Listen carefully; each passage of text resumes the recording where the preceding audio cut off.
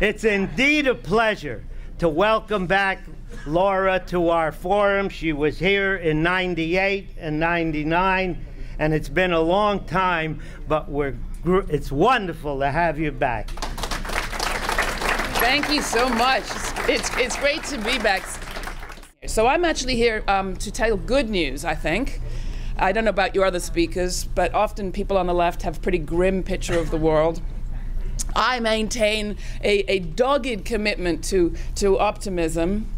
And this book is really, I say at the beginning, it's a book of good news for grim times. It's not a feel-good book, it's a wise-up book. And it's really a message to all of those people who would tell the Democratic Party to move further to the center and talk more about God and kind of hush those pesky voices at the margins that keep talking about social justice and peace. It's really a book about how progressives can win in this country, and in fact are winning all around the country at the local level, sometimes the state level, and how there are lessons that could be learned by the national Democratic leadership from the people at the base, if only they felt inclined to learn.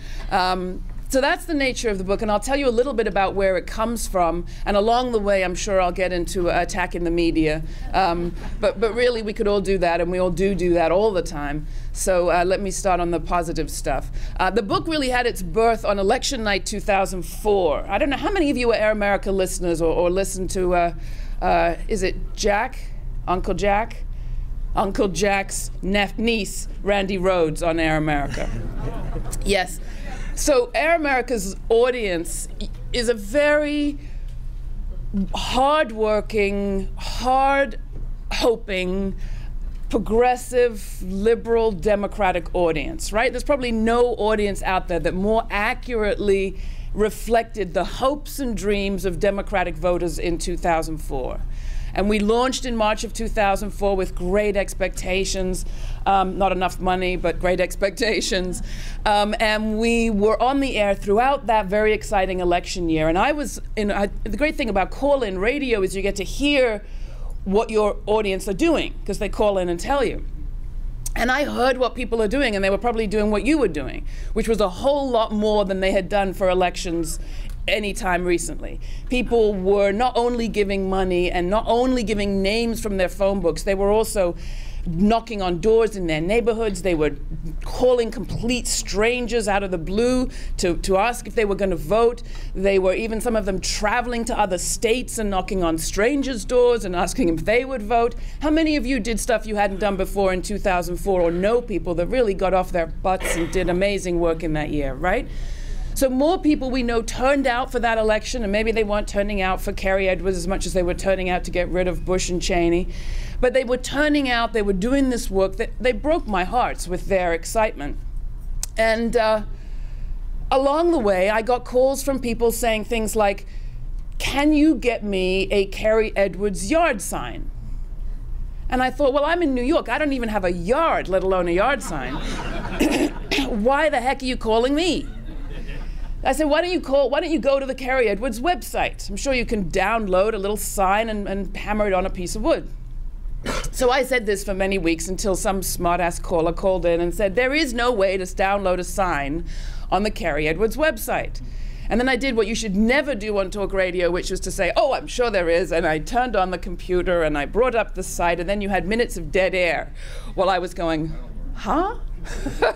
Because there was almost nothing you could do on the Kerry Edwards website except for sign up to receive pitch letters asking you for money. So that rang a little bell in my head. I was worried.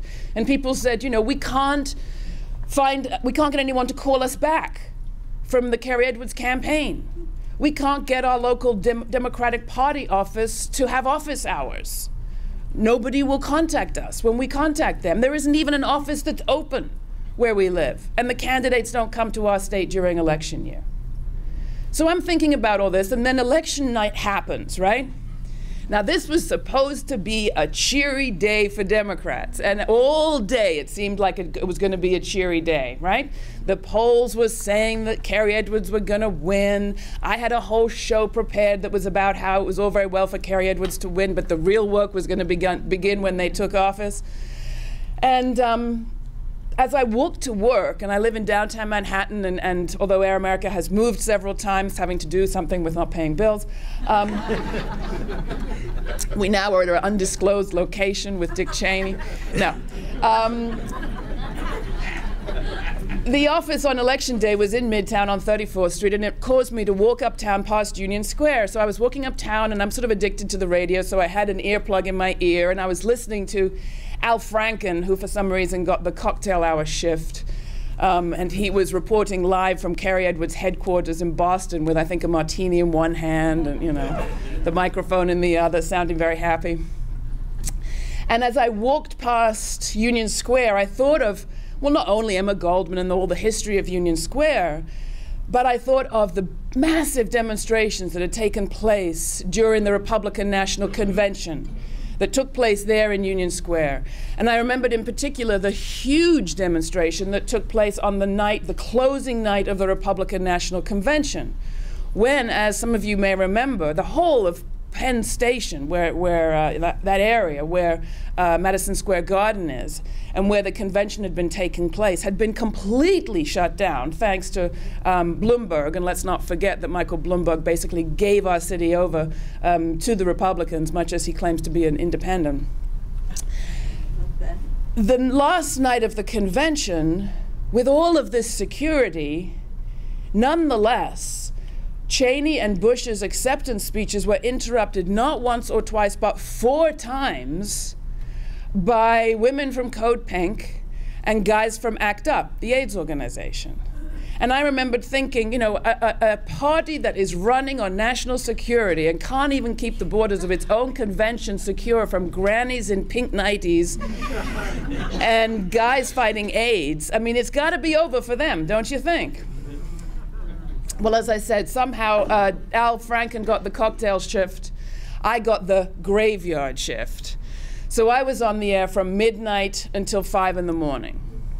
And this was a little bit less cheery of a time in the day for Democrats than we had seen up to that point. And I describe it sort of as the night of the politically living dead.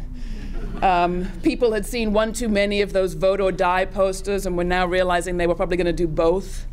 We actually had so many people call in saying they were going to move to Canada that somebody from Vancouver finally called in and said, "You do know you need a visa to come here."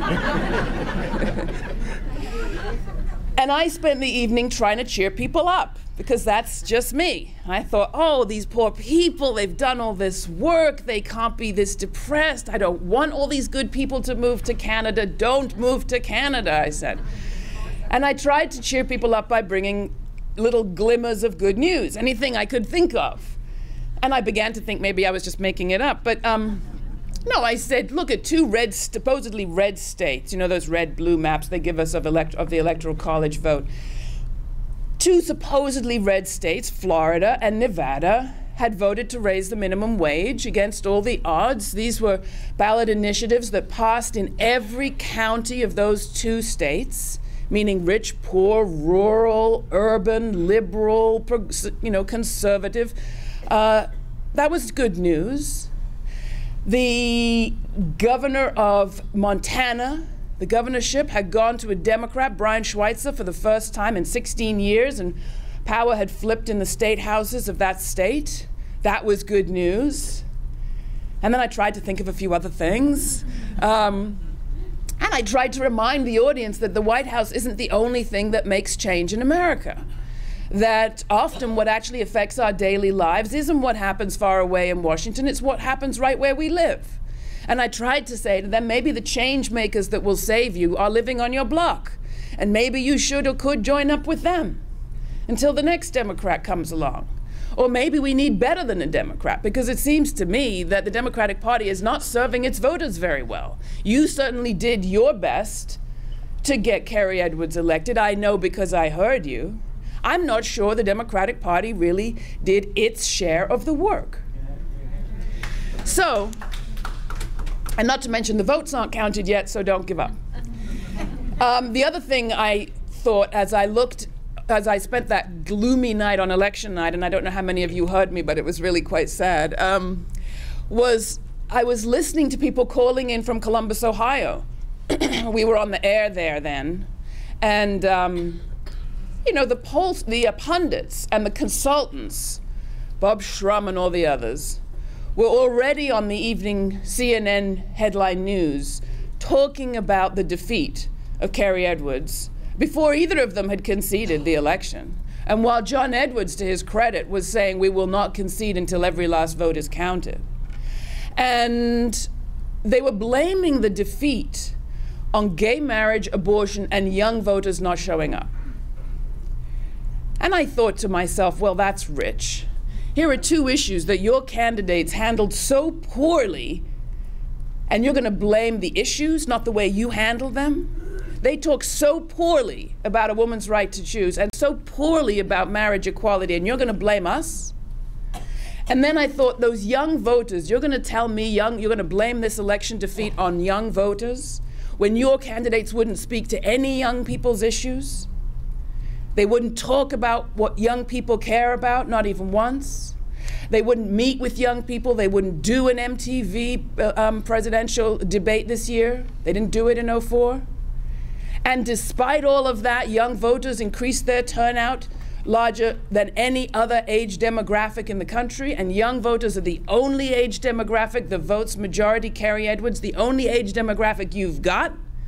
And you're going to blame them? And I was watching on election night these pundits weigh in, blaming gay people and feminists and the young for not voting or for messing up their result. And I was hearing from young people and feminists and gay and lesbian people who had in many cases been leading the turnout efforts where they lived. And the last person to vote in America was a young man, 21 years old, called Eric Stolfutz, who voted at Kenyon College in Ohio. And he voted at 3:25 in the morning of the 3rd of November. Why? Because he had waited in line 11.5 hours to vote. And he waited in lines that snaked through his local school and the gymnasium and the college, and people had stood in the rain and they had waited and looked after each other's kids. And I thought, don't you dare blame young people for the defeat of this election, when there are young men like Eric Stolfutz standing 11.5 hours in the rain to vote. So it was with that spirit that I decided to go out and research whether I was making all this stuff up or living in a dream world, and whether in fact conservatives had taken over this country or whether Democrats just weren't doing a very good job of winning it back. And I traveled all across the country and started off in Utah. And I have a good chapter in the book about going to Utah, the reddest place in the country, and what I found there, which was not entirely red. I found the extraordinary mayor, Rocky Anderson. You probably have heard of Rocky Anderson, the mayor of Salt Lake, a wild guy that when the president comes to town, he greeted him not with a motorcade and a fancy dinner at town hall, but rather with a massive demonstration against the war. And when the email that got out that he had sent to activists urging them to show up and show the president the biggest demonstration he'd ever seen in Utah, he didn't disown that email. He in fact went to the press and he said, of course I'm urging people to protest this president. It's my responsibility to keep my constituents and the people of Salt Lake City safe, and this guy and his policies pose the biggest threat we face. This is a great guy who also signed his city up to abide by the Kyoto protocols and is meeting them years ahead of schedule, even though DC hasn't yet signed on to that law. I also met progressives in Utah. There's something called the Utah Progressive Network, and they said we're like some hidden species that nobody knows exists. And I met a woman who lives with her father, who's a strong Mormon, and who is a lesbian with a partner who's having a child, and they all live in the same house. And she said, my friends back in California can't even believe I live this way, but it's true. And they tell me that I must have no one to speak to in Utah. And she said, well, that's ridiculous. Of course I have to speak to everybody. And we have to speak to everybody in Utah, because if we only spoke to the people that agree with us, we'd be very lonely folks indeed. So she told a story about the anti-gay marriage initiative that passed in Utah and how people organized in Utah against it.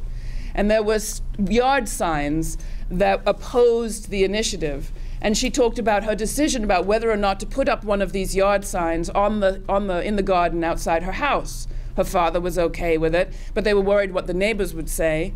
And she said, well, but you know what? If we're progressives, our job is to communicate with people who disagree with us. If we're progressives, we can't only, and this has lessons for the Democratic Party, we can't only campaign in the places that are progressive. We have to campaign everywhere because it's our job to function as a bridge. So she talked about, they put up the sign and she had conversations with the neighbors, and then on election day, she and her partner and the baby in a carriage and her father's girlfriend who lives 2 houses down, another Mormon. I guess you're allowed to have girlfriends.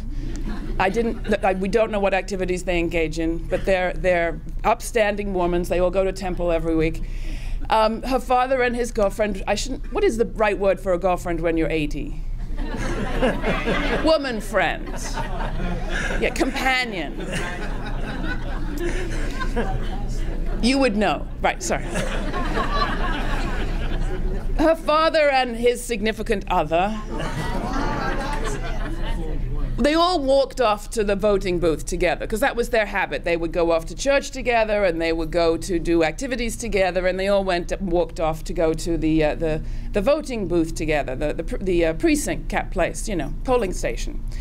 And along the way, the significant other, whose name was Mary, asked my friend, whose name is Gina, about this sign on her yard. And she said, well, you know, I know that you love me and my partner, and you will send your yard man over to help us when there's a storm and there are trees over our lines, and you'll never deny us in a time of need, and you've looked after my father very well, and we're sort of extended family. And I know you would never intentionally do anything to hurt me or my partner, but maybe you don't understand that this resolution would actually hurt us. It would hurt our ability to function as equal people in this society. It hurts our kids standing in school. It hurts our access to health care. It kind of permits a form of discrimination that affects me in my life. Maybe maybe you and a lot of people in our community don't understand how this stuff hurts people they actually care about and that are part of the community. And Mormons are very big on community and breeding very, very many children. So she had this conversation, and Mary nodded. And Gina thought, well, what the hell, that's what the sign is about, and whatever, our relationships exist no matter what happens. And on the way back after they had all voted, Gina and Mary and her husband, her friend and Gina's partner and the baby are all walking home. And Mary calls Gina over and whispers in her ear, she said, you know, I voted against that thing. And thank you for telling me about it. And the lesson I got from Utah is the lesson I got from Gina, which is where she said, you know, it's ridiculous for the Democratic Party only to be campaigning in the places they think they can win. It's ridiculous for a campaign to write off 1/3 of all the states, because if you don't campaign in a place, how can you possibly change minds there? If you don't talk to people who disagree with you, how can you build a movement? She said, if we want to form a bridge, we want to be a bridge, we have to go near the water. And that was the lesson I brought from Utah. So then after I went to Utah, I went to places like Montana, and I just came back from Montana this week. Election night on the East Coast, we heard about Montana, and we heard about Brian Schweitzer, the governor, right? And what did we hear about Brian Schweitzer, the governor? We heard about Brian Schweitzer wearing cowboy boots and a bolo tie. And really, you got the impression that for a Democrat to win in the West, that's what's required. You have to wear cowboy boots and a bolo tie, and it helps if you can wrestle a calf, but that's about it. So I had visions of all these candidates showing up in their cowboy boots and their bolo tie, hoping that they would win the West. It's a little more complex than that. I also heard about something called the Montana Miracle. How amazing! They elected this guy after 16 years, courtesy of his cowboy boots and his bolo tie. And they flipped the state house, both chambers. How amazing is that? It must have been a miracle. Now, I think we women are always a little skeptical of this idea of a miracle. It's sort of like the miracle of motherhood. It usually ignores the miserable 9 months and just focuses on the baby boy, right? So I thought, miracle, I bet. Went to Montana and found out that it wasn't so much to do with the cowboy boots and the bolo tie or the miracle or even the wrestling of the calf, although that probably can't hurt. What had happened in Montana was the result of 10 years of work. And that's the problem, isn't it, with our campaign coverage? The media love to cover campaigns, but they really only cover candidates. They look at the top of the ticket, and they don't look at all the work that happens on beneath.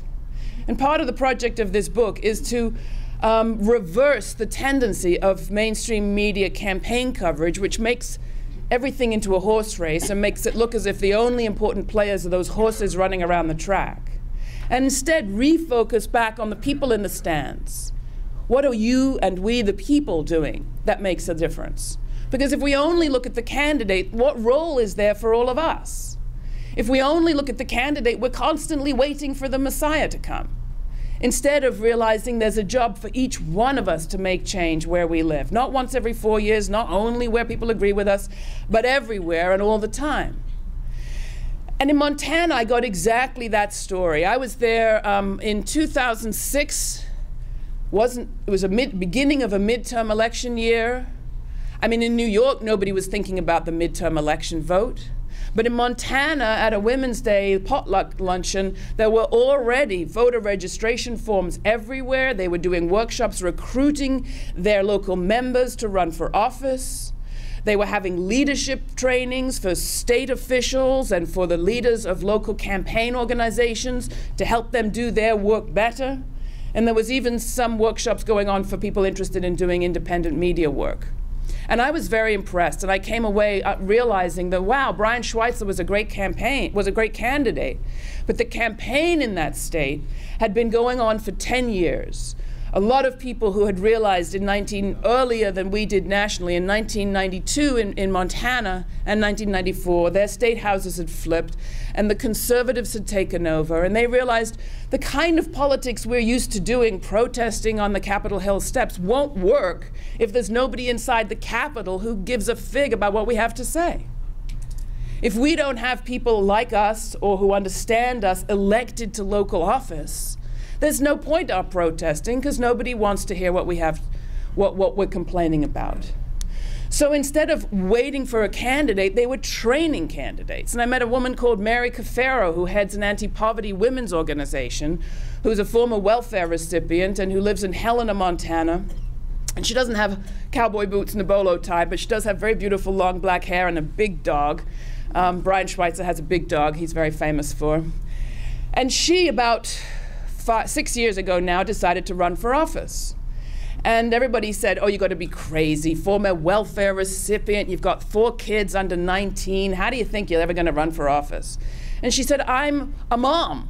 I'm a poor mom. We're the experts when it comes to multitasking. I can do this. And I have a community I've built up. There are people that trust me because of the work I've done over the years. And my community, poor women, particularly poor single moms, are one of the Democrats' least well-mobilized constituencies. And maybe it's because they never see anybody like themselves running for office. So I believe that if I can show my voters that I can get elected, they can get it, that this process has something in it for them. Because the radical right in Montana, and don't forget Montana is the state of the white militia movement, the white supremacists, the militia Montana and all, they have thrived by saying government is the enemy. Government is the enemy of the people. We're against government. There's nothing in it for you. And they've tapped into a feeling that exists amongst a lot of people, right and left, that there is nothing to be gained from government and that they'd be better off writing the whole thing off. Mary said if we're going to combat that, we have to show people like us engaged in government and making change that helps people where they live and in the areas that they care about. So she ran with 4 kids under 19. I think she press ganged them into carrying her picket signs and handing out her flyers. So she had a little campaign team just inside her house. Her friends and family and neighbors looked after the kids and went leafleting for her. She walked her blocks, as they call it, went from door to door talking to her neighbors every day pretty much for a year before the vote. She was in a primary race against a lot of establishment Democrats who were sure they were going to win, all guys, none of them former welfare recipients. And she beat them, hands down, 45, 65%, something like that. 45, 55, I guess that would be. She then went on to win the general election, and she's now a state senator, where she was critical in passing in Montana a raise the minimum wage bill and expanding health care to thousands of poor Montanan kids. Mary Cafaro is a great lesson, I think, for the Democrats, that we need to change the candidates that we're running, and we need to have candidates that will really speak to the issues that people care about. So I went from Montana to Nevada, all sorts of places. Nevada was an interesting place where I found out what had changed or what needed to change within the Democratic Party itself. We've talked a little bit about the message. We've talked a little bit about the messenger. There is the question of the machine. And when we all kind of remember how frustrating 2004 was, I think we're getting to the heart of what has been a huge problem for the Democratic Party, which has been the decline of state parties and the decline of the party infrastructure, such that a third of all states never receive a visit from a campaign. More than half the states in 2004, when they were surveyed after the election, had no full-time staff. 67% had no communications director. Nobody like Karen Hughes working in the Texas Republican Party, hammering Ann Richards day in, day out. Just no communications director at all. So how do you get your message out in between elections? More than half of all of the state parties had no functioning website. It was really as if there was a whole mountain of people on a hill saying, hello, we're Democrats. We would vote for you if only you asked us to, if only you cared about where we live. And the Democrats were just looking somewhere else. Even in Nevada, when I went to Nevada 2006, now Nevada is the home state of the Senate Majority Leader Harry Reid, powerful guy. It's been a battleground state for the last 2 presidential elections, and it will be again in 2008. Nevada had seen massive turnout, but the people that had campaigned to turn out the vote in 2004 weren't, for the most part, people who were connected to the Democratic Party. They were people coming in from California with ACT and Move On and all those good 527 groups. And while that was great, it was problematic in the streets of Las Vegas.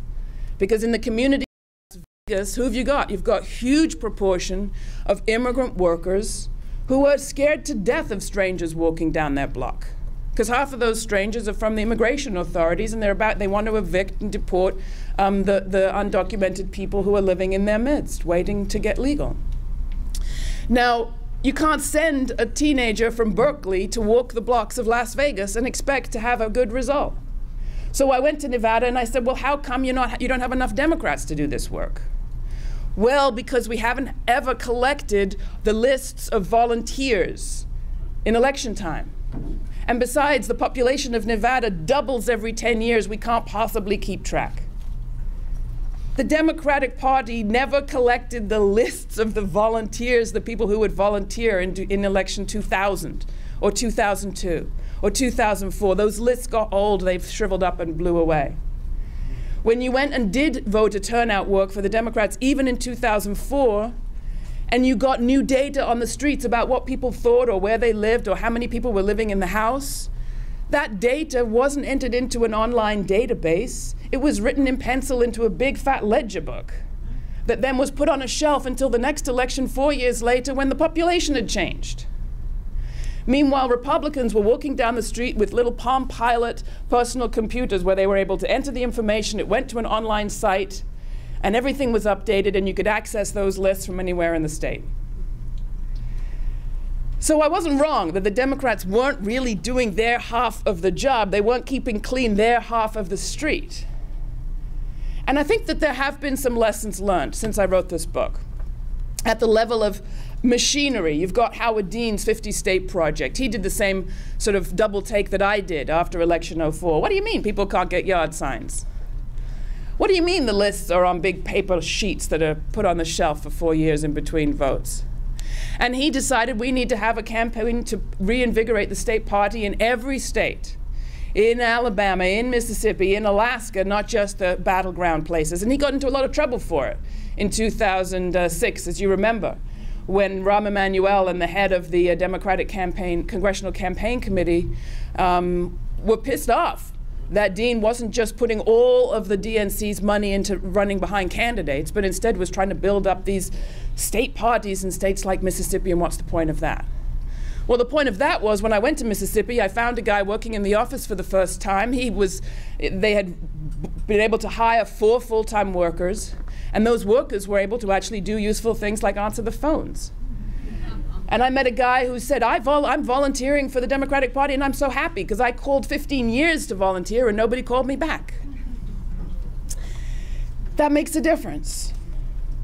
The other thing they're doing is realizing that with national television, what happened to the state parties was that in the 1970s, well, in the 1960s and 70s, the Democrats faced a rebellion in their ranks, as we all remember, and decided to insert more control from the top to try to keep the bottom, more obedient.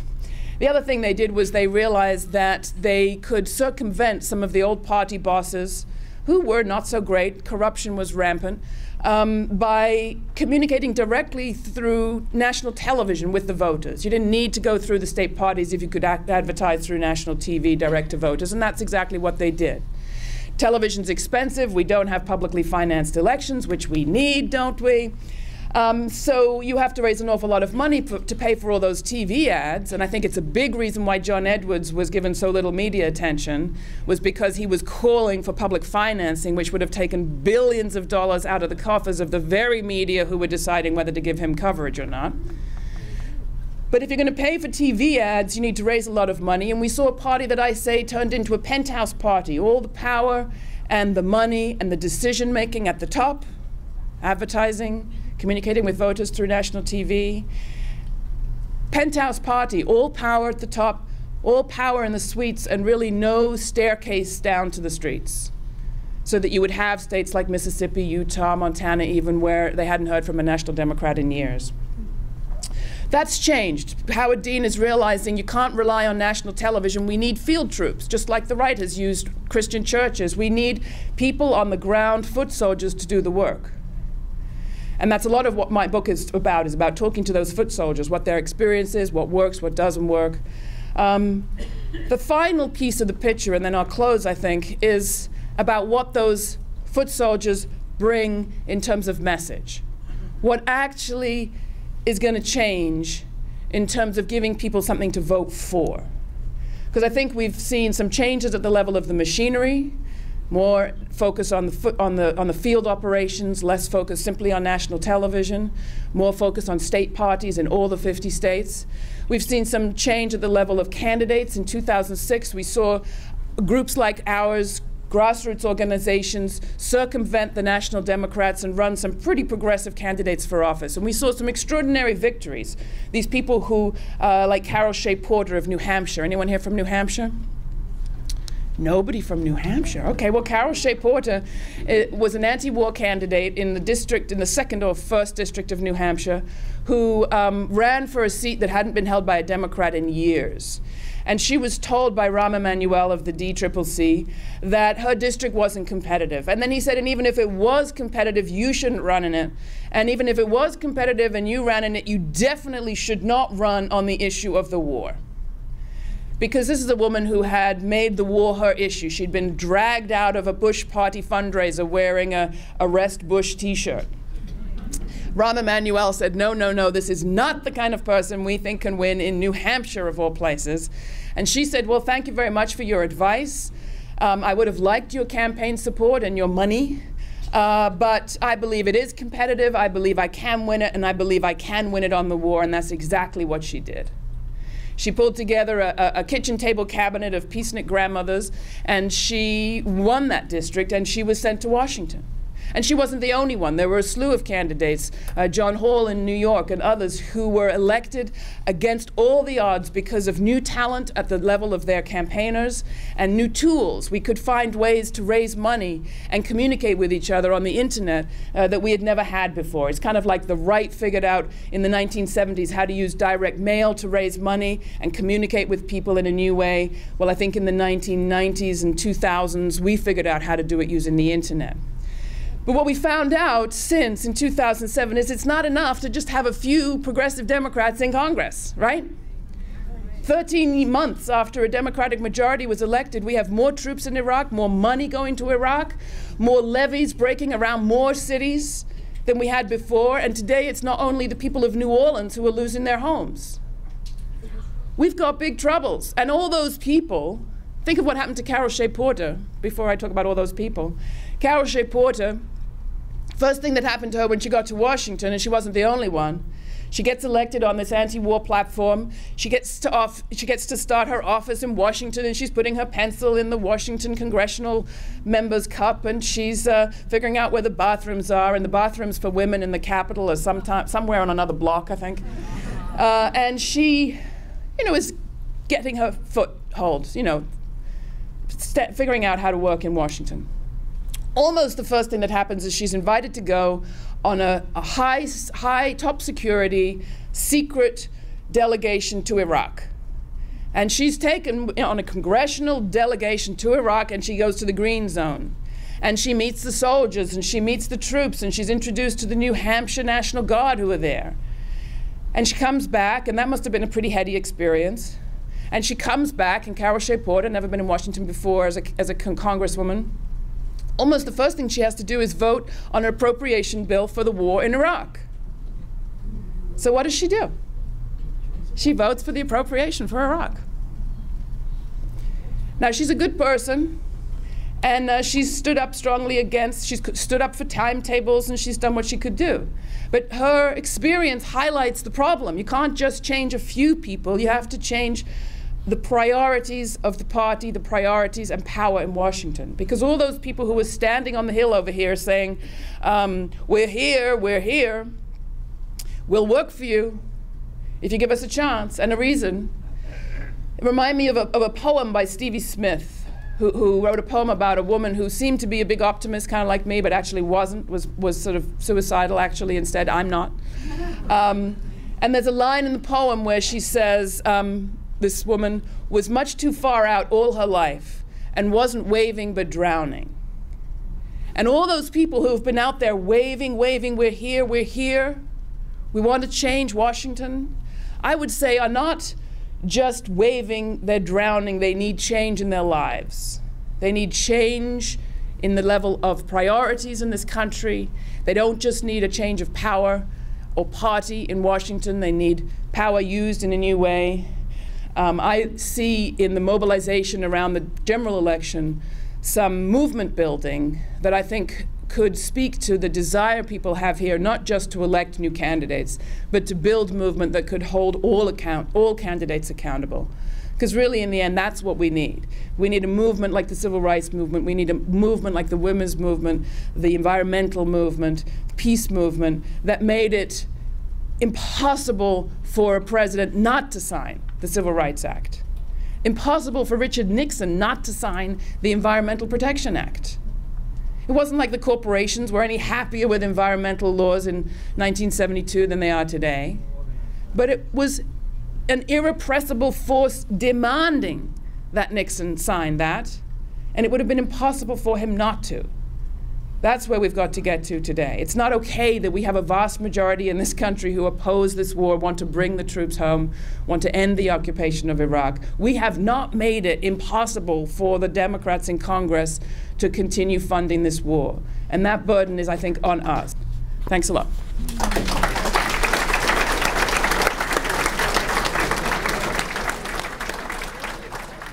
Okay, let's take some questions from the floor.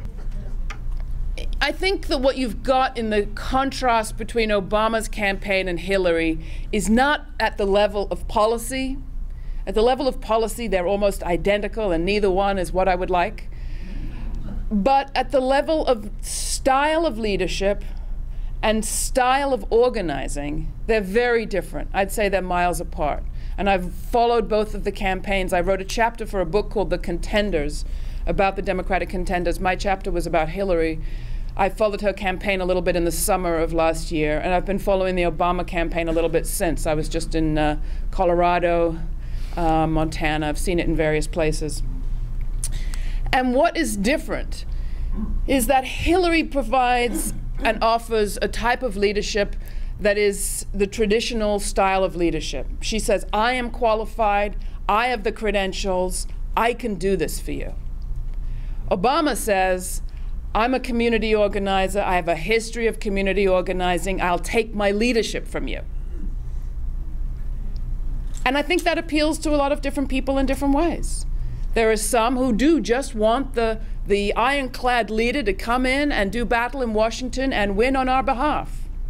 And then there are a lot of people, I think young people, and I think a lot of the people I write about in the book, who've been wanting to be engaged in a process, who want to be part of something that wants them to play a part.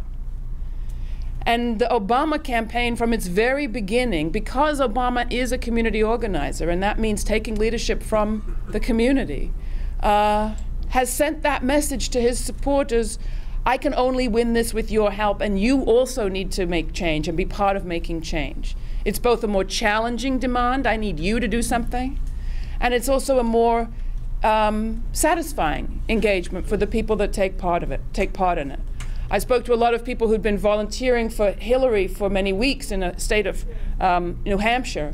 And they said it's great. Her campaign is very disciplined. It's very on target. It has money. She had more paid people in New Hampshire than all of the other candidates put together as early as last June.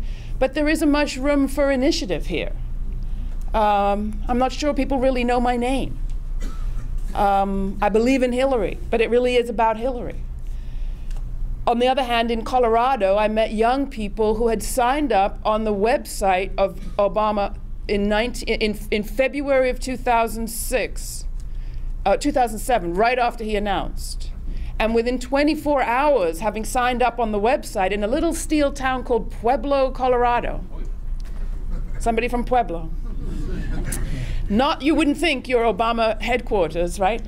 A little steel town called Pueblo, a woman had signed up and within 24 hours received a call back from somebody in the Barack Obama headquarters, and she'd been able through the website to print out his position sheets on the issues and to establish her own little website on the myBarackObama.com site where she could announce that she was starting a Pueblo for Obama group, and when she held her first meeting, 25 people showed up.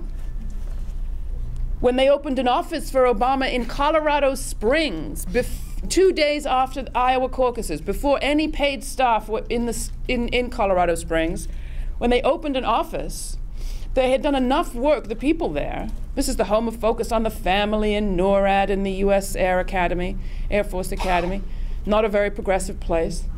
But local people had done enough work for Obama that 300 people showed up in Colorado Springs for the opening of the office.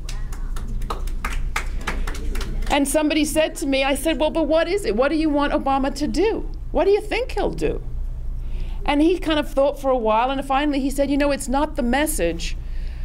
He said, I like the message, but it's the method that I love. It's the way he's doing this campaign. And it goes back to the history of these two people, and I think there's something to be said for either one. They both studied Saul Alinsky, right? The community organizer in Illinois and Chicago. Hillary, when she was at college, wrote a college paper that has been forever sealed about studying the community organizing model of Saul Alinsky. And her conclusion that she writes about in her autobiography was that while community organizing was great, it had its limits, and she felt like real change happened inside government rather than outside. And that was the decision she made. She was still a Republican at that time, but she was looking for ways to make change. And that was the decision she made, that she was going to be the best possible leader of the people, best qualified, best trained, best experienced, and do that work from the top down. He, many years later, Barack Obama, graduated college, Harvard Law School, went to work in a community organization headed up by people who'd been trained by Alinsky, but Alinsky at this point was dead, because that's how he wanted to do his work. And that's a very different model. And I think apart from anything else, that's what people are voting for this election, this primary. And I think that's why Move On is an attractive organization to people who want to do their bit, is reflecting its members' choices when they vote for Obama. That's without even getting into questions of the war and all the rest of it. I think it's about the method. So that's my answer to that. And I think at the local level, we need to build up a Green Party to make the changes at the state level to permit third-party candidates to have a chance, and for that to filter up like public financing of elections that's filtering up from the city level to the state level. Ultimately, I hope it will hit the federal government. So absolutely, we need a Green Party, and we need everybody else to be talking about the issues, and that's one of the reasons I'm sorry that Richardson has left the race, because he was the only one talking about no residual troops in Iraq. I'm sorry that Kucinich was iced out because he was the only one that talked about the word impeach. And I don't hear it coming from any of the others. Is McCain going to be forced to be the one that talks about torture? I mean, that would be a crying shame if he was the one who was getting any credit for opposing torture in the name of the United States defense. It's horrendous that we have two candidates that don't talk about habeas corpus, torture, the ban on international ban on torture, don't talk about international law at all, and haven't yet written off an attack on Iran or the use of nukes. So, I'm not happy with either of these candidates, don't get me wrong. I have a glimmer of excitement about the movement behind Obama. And if that gives me reason to vote, then good. I told you I was an optimist. But, we have a president with a rap sheet behind him that is longer than my arm and nobody talking about it. And at what point does our Congress have to respond to a White House that breaks the law in daylight, refusing to come and testify when the Congress calls them, signing statements that just takes the president out of, says that is basically the president's message to us that he won't obey the law, and now he's doing it in public, we know about it. We have people who have given testimony to being tortured in states that the government sent, this government sent those detainees to. And we have an attorney general that can't say that he believes waterboarding is wrong. So again, it goes, I think we can rail all we like at the Democrats, but we do have a political system that requires us to organize to either change the system, to change the politics, or change the politics without changing the system. Take your pick. But the burden does come back on us. Otherwise, we're just, if we spend all our time just complaining about politicians who are supposedly working for us, who's the fool in that picture? Mm-hmm. Yeah. The question was, if most policy in America today, we have reason to believe that most policy is driven by, military adventurism, the war and occupation of Iraq, and militarism towards Iran, then isn't there a difference between Hillary, who did vote for this war in Iraq, and Obama, who didn't and spoke out against it? Now, he wasn't in the Senate at the time, but he spoke out against it as a state senator in Chicago. The problem is, I think that you're right. And again, we have two candidates who voted to fund the war on more than one occasion, who have said that no thing is off the table with respect to Iran, that means nukes, who have not recast the attacks of 9/11 as anything other than an act of war, when I'm longing for someone to say this was a criminal act that needed response through the criminal justice system. And who have not spoken out as loudly as I would like around the U.S. commitment to international law. No first strike wars, no wars against people that haven't attacked you, and obeying anti-terror anti-torture regulations and all the rest. We don't have the candidates we would like. Is there a difference between the two? Given the fact that Obama has now said that he is running on his speech against the war, whether or not he actually would have given that speech if he was in the Senate in 2004, we don't know, but he is running on that, so at least we can call him to account for that. I worry that Hillary's instincts, her gut instincts, are such that in 2001, right after the attacks of 9/11, she came out of the gate the next day and gave a speech calling the attacks an act of war. This was a time when Mary Robinson, who was the head of the UN Human Rights Commission, was saying it was a criminal act and needed to have a criminal response through international criminal law. Hillary went out of the gate saying it was an act of war, and that the power of the United States needed to be brought down on anybody not only who was responsible but had harbored anybody that was responsible. She basically gave the speech that George Bush gave 10 days later in the National Cathedral. I think he was taking notes. She also called for the bombing of Bosnia, of Yugoslavia, called Bill Clinton when he was considering whether or not, and the Pentagon was debating whether or not to bomb Milosevic's forces in Yugoslavia. And the Pentagon, in fact, was saying, don't bomb, send in ground troops, because if you bomb, there'll be more ethnic cleansing and more genocide on the ground. And Hillary said, she writes in her autobiography, I'm not making this up, she writes that she made a special phone call from Africa. She was on a trip with Chelsea to Africa. And she called the White House and spoke to Bill and said, bite the bullet, you've got to bomb. That's her instinct. Now, she had reasons for it, but I think we should be clear that she is not overcompensating, I don't think, being pro-military. I think that's actually who she is. In 1968, she didn't, she wanted the middle road candidate. If she could, she said she would have voted for Humphrey. It's a difference. At least Obama has, we can call Obama's bluff, it seems to me, or at least we can try. Yeah, there. Yeah, you. I don't know what's happened to journalism, but I marched against the Vietnam War for almost 10 years, and I didn't miss a march, and there was always journalists on the trains and on the buses and everywhere, and everything was public, and you saw it on television, and everybody saw me on television. And did everybody see her on television? The question is, how would you characterize journalism today when it comes to demonstrations and protests? Zero. So the question was, what's happened to journalism for 10 years during the anti-war movement, during the war in Vietnam? Our friend here protested. The journalists were always there, and they always caught her on camera, and I'm sure they were right to do that.